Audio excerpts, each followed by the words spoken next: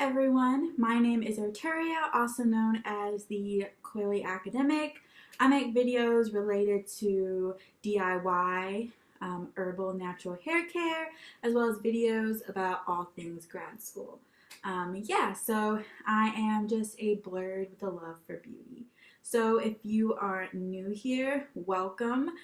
Please subscribe and click the bell to be notified whenever I post, to become part of the fam. And if you're a returning viewer, welcome back to my channel.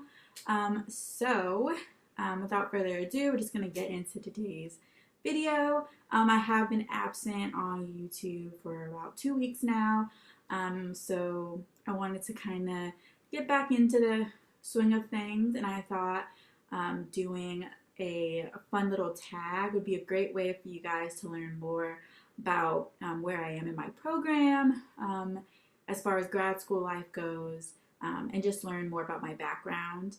And I thought it would be something lighthearted I just thought it would be something lighthearted to get me back into the swing of things. So, without further ado, I'm just going to pull up the questions right now on my phone. This was created by the YouTuber Lexie Wilson. I'm going to try to find the original video and post it down in the description box, as well as the questions.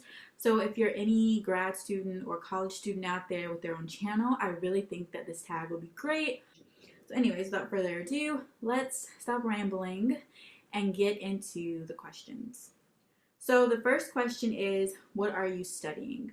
So I am a current PhD student studying industrial organizational psychology, or IO for short. And for those of you who have never heard of IO before, IO is the study of workplace psychology. So the I side, or the industrial psych side, covers things like selection, recruitment, training, things that have to do with more so the technical aspects. And then organizational psych covers things like teams, leadership, organizational culture, well-being, employee well-being, and things of that nature. I'm really interested in the industrial side. I'm really interested in issues related to selection and employment law, experiences of underrepresented and marginalized groups, and how that all ties in, and how research could possibly inform new policies and laws, such as like the Crown Act, things related to, social media and the future of selection, and how we can make the workplace just more fair for people that have been left out of the conversation for so very long. So in a nutshell, I study IO psychology, and specifically I am researching areas related to just workplace discrimination and workplace fairness. Okay, the next question is, what year are you in? I am a third year, so I just started my third year. As far as like coursework, this is my last semester of classes. I've proposed my thesis, but I have not defended yet. I'm hoping to collect my data this semester and potentially defend either this semester or like the summer or fall. And then after that, I'll have to, go on to preliminary exams and then dissertation. Okay, so the next question is, what inspired you to study your major? So I always was drawn to psychology and statistics. I really liked it. But when I first started undergrad, I wanted to be a lawyer. I thought that way I could really help my community, especially the Black community, and I thought that was my calling. But then my second year of undergrad, I took a psych stat class, and I really fell in love with it. Again, like I said, I really loved psych and stats. And from there, the professor asked me if I'd be interested in being an RA. We talked a lot about opportunities in IO, and I realized that I could still study issues related to employment law as an IO psychologist, that there was a real need there. And so from there, my path kind of changed, and I decided that I wanted to be an IO psychologist instead. Okay. The next question is kind of like, kind of goes hand in hand with third question, and is what convinced you to go to grad school? So again, my mentor in undergrad kind of really like opened my eyes to the field of IO in grad school. There's a lot of pros getting a PhD as opposed to going to law school. One being you're actually getting paid to do research. Your career kind of starts in grad school. So like as soon as you start grad school, you can start publishing. You can start doing things that kind of align with what you're interested in. Yeah, and I talked to other scholars. He like put me in contact with other scholars who are doing stuff that I'd be interested in, and I kind of realized like all the different things I could do with the degree. And overall, I just realized that even though I'm really, really drawn to the law and the things that we can do with public policies, I wasn't really interested in practicing like a court setting. Like I didn't want to be like just a lawyer who defends clients every day, or represents clients every day. So that's really kind of what convinced me to go to grad school. Is one, I realized I didn't really want to be a lawyer in that sense, and two, my research mentor kind of guided me and taught me all the things, or showed me all the things I could do with an IO PhD.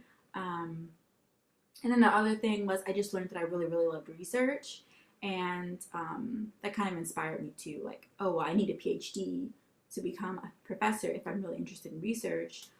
So I should just go that path. Okay. The fifth question is, what's your acceptance story? So I'm currently at the same institution I went to for undergrad.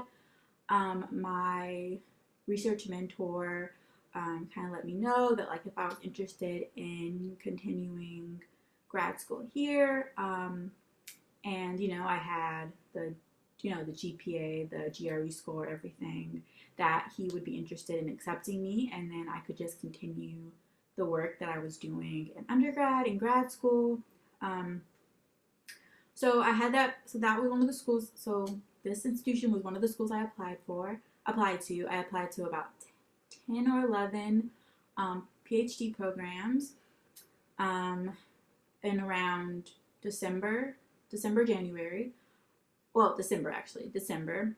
And then around the end of January, February, I got an email from my research mentor that said that basically I was accepted. And, you have until May to decide if that's where you want to go.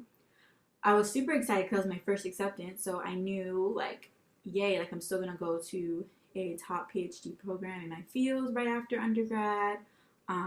So, that took a lot of the weight off my shoulders. I did have a lot of, like, deciding to do, but our program and a lot of other programs do, like, a visitation weekend where you get to meet the people that were accepted, more of the grad students, the faculty. And when I went there, I didn't really go there because I was at the place, but visitation weekend really opened my eyes to, like, how collaborative, how helpful, and just overall, like, how positive the culture was. It's one of the top programs as far as publishing and opportunities, collaborations. And then also, since I really was interested in employment law and there wasn't too many, like, potential advisors that studied that specifically, including my own research mentor, he didn't really like study that either, but he was willing to support anything that his students were interested in.